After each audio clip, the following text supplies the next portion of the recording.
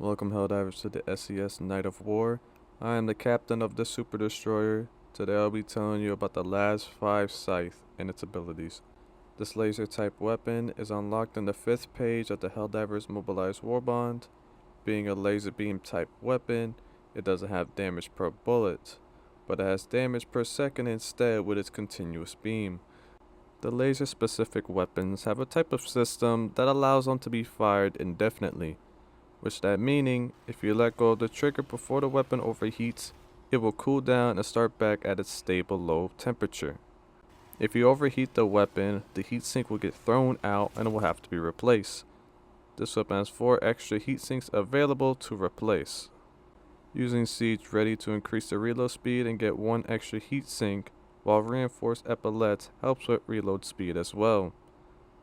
This weapon has an optic, underbarrel, and magazine attachments. The different magazine or heatsink options allow for either long beam running time or a faster cooldown with a short beam running time. With a standard heatsink having 8 seconds of a full beam, while it cools down in around 12 seconds. With a high capacity heatsink having up to around 12 seconds of a full laser beam, while it cools down in around 18 seconds. And the high dissipation heatsink having up to around 4.5 seconds of a full laser beam while it cools down in around 5 seconds. This weapon does have the ability to set things on fire when damaging a penetrable part on the enemy's body for around half a second. With it being a light weapon, it may lack in its ability to penetrate medium and heavy enemies, but can set them on fire if hit in the right spots. Against the automatons, this weapon excels for its ability to be a continuous beam in setting targets on fire. Before the recent update, before the Illuminate arrived on Super Earth, it was really hard to set targets on fire, especially the automatons with laser weapons. Having the range of around 200 meters, it can hit targets really accurately from afar and do a good enough damage to do so.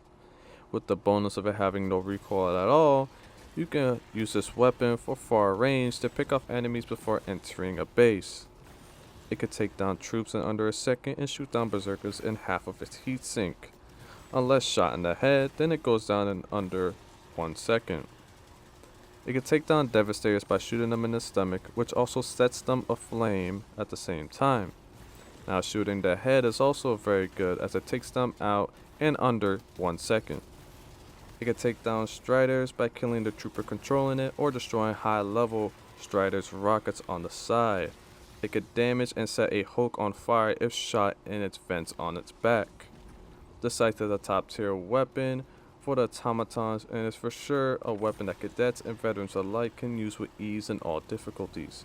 Using a high-capacity heatsink for the automatons as well as would suggest for its longer beam time to take down more targets, not having to worry as much for cooling down when in the middle of fights. Now against the bugs, it performs just as good. Most bugs are unarmored and don't require higher penetrating weapons to take down most units.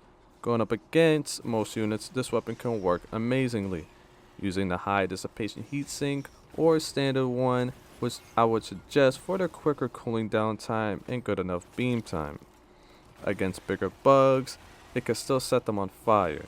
Having 350 DPS, it almost half the standard Liberator. This thing may lack in the damage department, but improves for its ability to set things on fire. The bugs are extremely vulnerable to fire, and lasers such as the Scythe are very good against them for that bonus. Against the bug predator strain, it still works well but lacks the ability to push back and stagger the enemy. I would recommend a good sidearm like the Bushwhacker to push back the annoying bugs that sneak up on you. Against the Illuminate, this weapon isn't as good but can still work well in some cases. It can still kill a bunch of Voltless and take down Overseers in a few seconds, but when they're up close, it's not worth it to finish them off with this weapon in my opinion. The hordes of Voltless get melted down from this weapon, but when you overheat the weapon, you're kinda screwed until you reload and reposition before they can swarm around you. Against the Overseers and its variants, it works but isn't the best. Having a low DPS Taking down overseers feels like seconds gone by.